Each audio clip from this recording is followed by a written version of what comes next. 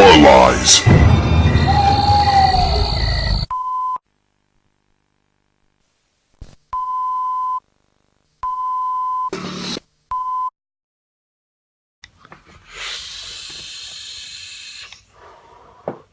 Hey everybody, welcome to week 107 here on the Body Bags channel. I'm OUTSIDER365. Hello! And the movie I've picked to talk about this week is Zombie Virus on Mulberry Street. The neighborhood is changing. A mysterious virus carried by mutated rats creates pandemonium on the streets of New York City when rat bite victims turn into homicidal rat mutants. The movie focuses on 6 tenants on a small apartment complex on the Lower East Side, Mulberry Street. They must fight to survive the night against the rats and the multiplying cannibal mutants. 2006 movie here. I think it came out in 2007 in the States. But yeah, and this was directed by Jim Mickley. And it was written by Jim Mickley and Nick Demanci. Demanci, he is the lead character in this. He also acts in it. And he plays a character called Clutch, who's a retired boxer down on his luck. And he's waiting for his daughter, Cassie, I think. Yeah, he's waiting for his daughter to return. She's a soldier and she's coming back from the Iraq War.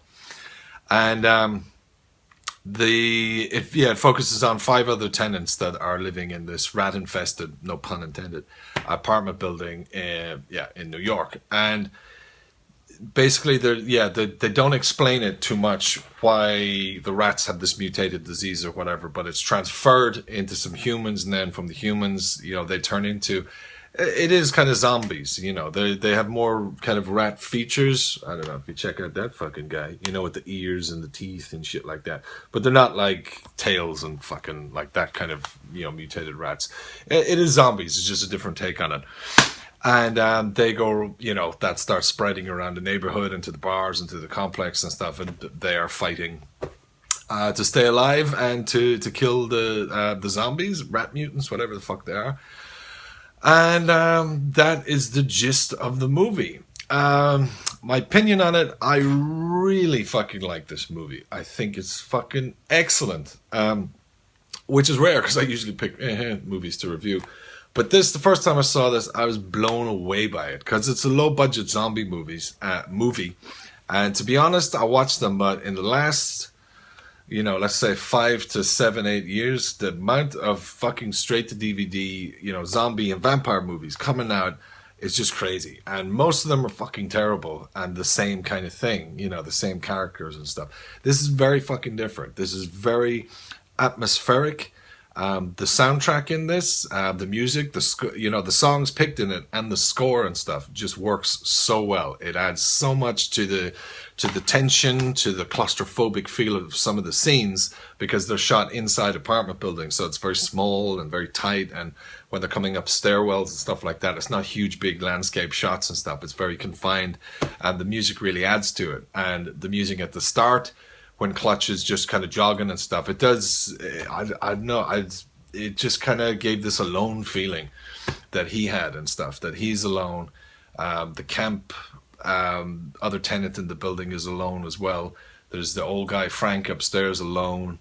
There's the single mom who's kind of alone. There's like loneliness there, but they're New Yorkers and they fucking band together. There's a sense of caring and family between them when they're talking to each other, when they're looking out for each other, and when they're trying to save each other's lives and stuff like this. There's no real kind of selfish character in it. Everybody's trying to help out the other guy or girl. Kind of lining story to it, or subplot going on, is the trains and the underground system and all that shit. They suspend all that service. So Clutch's daughter is trying to, she's going through her own hell trying to make it back to New York and stuff, because they were going to have this big welcoming party, not just Frank but all the tenants and stuff, to welcome her back from Iraq and stuff. So she's got her own thing going on when she's trying to meet up with her dad. And when they do, the battle continues and stuff on that. For a low budget movie, the effects in this are fucking great. I thought they were fantastic. I don't really have anything to slate this movie on. I thought the casting was fucking excellent. Everybody's part in it was just really, really good. I guess hard to make zombie movies and vampire movies now that have meaning or kind of get you and stuff.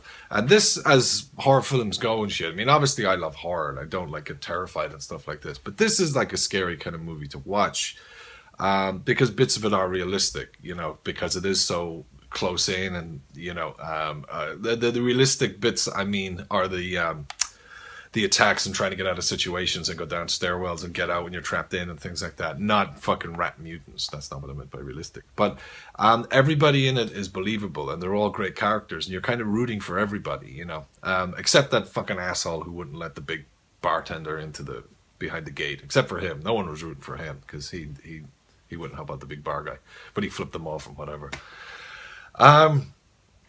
Yeah, I mean, it's a great fucking movie. I could go on and on and on about it. I mean, there's the scenes in it that are absolutely great. It's touching. One thing I didn't say, the relationship between all the characters in this is touching, which is weird for a fucking zombie movie.